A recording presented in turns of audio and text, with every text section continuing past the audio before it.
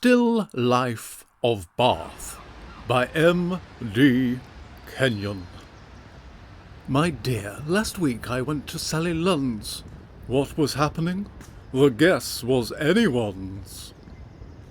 Fame came for one reason to Sally Lunn, and that reason is for her sweet, sweet bun. The menu's short, and I just ordered one.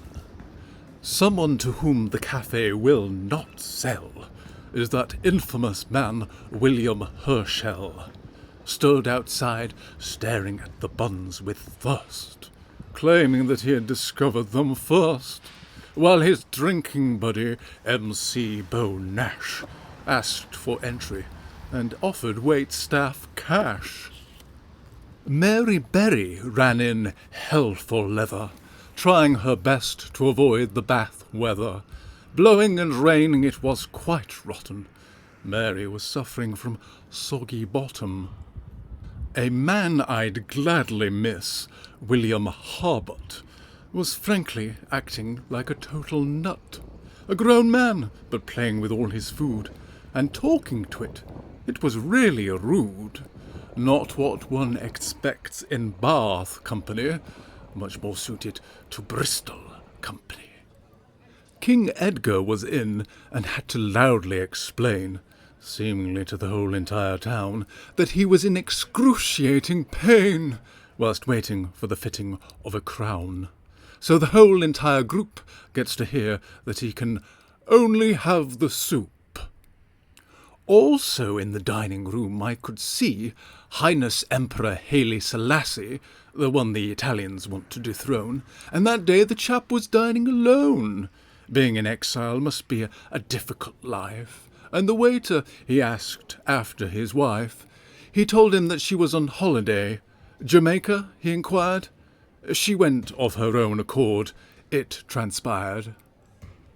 Countess of Huntingdon, recent widow, watched Thomas Gainsborough through the window, making a tick-tock about how he loathes portrait and how he would love to work in landscape. Mary Shelley orders steak with her bun. Super rare is how she would like it done, but when it arrives she is not up to the task, and hides it in her bag. I don't like to ask.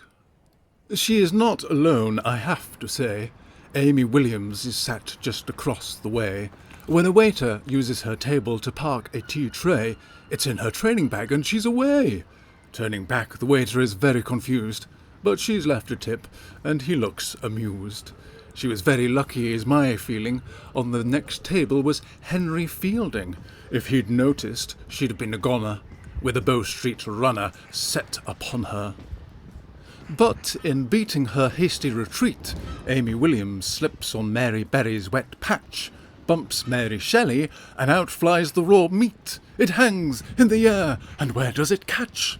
Après match, Jeremy Guscott enters, but he's helpless, is the Prince of Centres. The steak lands on Huntingdon's startled face. Williams pops out the tea tray, ready for the race, and off she shoots across the cobbles, escaping all the ensuing squabbles.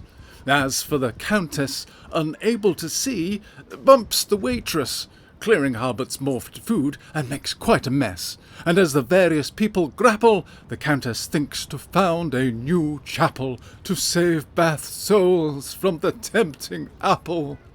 From nearby, Pete the Street shouts, "Stay right there!" as he paints the scene on plein air.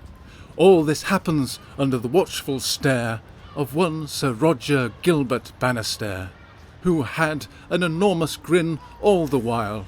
It was just under a 4-minute smile.